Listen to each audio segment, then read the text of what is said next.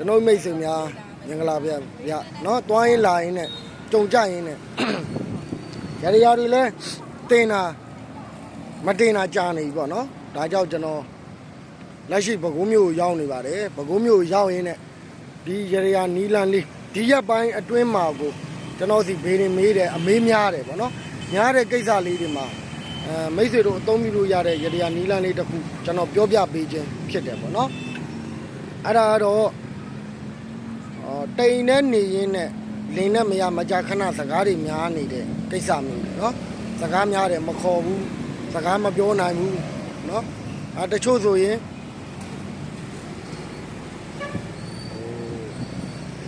အိမ်ထဲမှာအတူနေရင်းနဲ့တောင်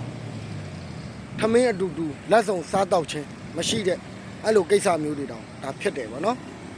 အဲ့တော့အိမ်တော်ကြီးနဲ့ပတ်သက်လို့အစင်မပြေတာတွေတယောက်နဲ့တယောက်မခေါ်တာမပြောတာတွေစိတ်ဆိုးစိတ်ကောက်တာတွေစသည်အခက်ခဲတွေကြုံတွေ့တဲ့အခါကျရင်အခုကျွန်တော်ပြောပြတဲ့ရရနီးလန်းလေးကို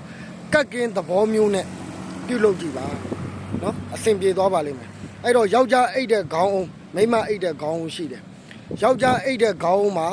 မိန်းမကအိတ်လိုက်ပါမိန်းမအိတ်တဲ့ခေါင်းအောင်လေးမှာယောက်ျားကအိတ်လိုက်ပါဒါဆိုရင်မိတ်ဆွေတို့လက်ရှိကြုံတွေ့နေရတဲ့အိမ်တော်ကြီးတောကကိစ္စများပြန်ပြီးတော့အဆင်ပြေသွားပါလိမ့်မယ်เนาะအဲ့တော့ဘယ်နေ့လုံးရပါတယ်เนาะအဲ့တော့သူ့အိတ်တဲ့ခေါင်းလေးမှာကိုကအိတ်လိုက်ပေါ့เนาะကိုအိတ်တဲ့ခေါင်းလေးမှာ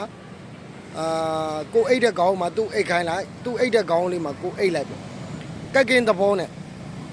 ပြောင်းပြီးတော့အိတ်ကြည့်လိုက်ပါเนาะဒါဆိုရင်အိမ်တော်ကြီးပြန်ပြီးတော့အဆင်ပြေသွားလိမ့်မယ်မခေါ်မပြောနိုင်တဲ့သူကခေါ်ပြောလာပါလိမ့်မယ်တယောက်နဲ့တယောက်အမြင်မကြည့်တာကြည်လာပါလိမ့်မယ်အဲ့တော့ဒီရတရားမင်းနိုင်တဲ့အရာတွေအများကြီးရှိတယ်